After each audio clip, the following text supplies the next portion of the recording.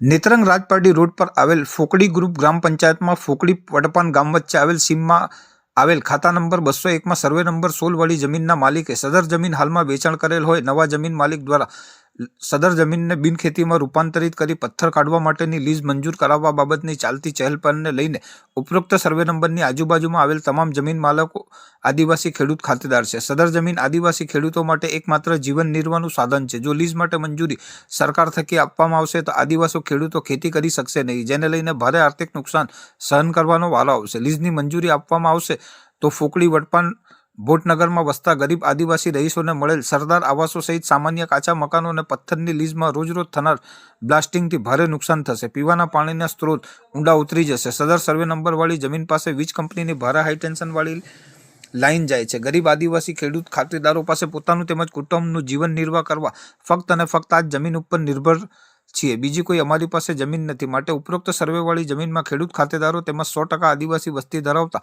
ફોકડી ભોટનગર વડપાન ગામના વસતા ગરીબ આદિવાસી કુટુંબને ધ્યાનમાં લઈ સરકાર મા બાપ થકી મંજૂરી આપવામાં ન આવે તેને લઈ આજે નેત્રંગ મામલતદારને આવેદનપત્ર પાઠવી ભારે વિરોધ કરવામાં આવ્યો હતો। મંગા વસાવા નેત્રંગ ભાટા કંપની મારા ખેતરમાં દળ છે ને પાણી જાય છે, પછી બીજું તોરી નાખવાનું છે પણ અમે કોઈને નાખવા દેવાનું નહીં। ને પેલા હિરેન પટેલે એક જમીન વેચી નાખેલી છે, મના બોરખડે લીધેલી છે, એટલે અમે અટકાવવામાં મામલતદારમાં આવેલા આવેદનપત્ર આપવા માટે। પછી બીજું કે અમે કોઈને એટલામાં ખાણ નહીં કરવા દઈએ, રસ્તો ના આપીએ।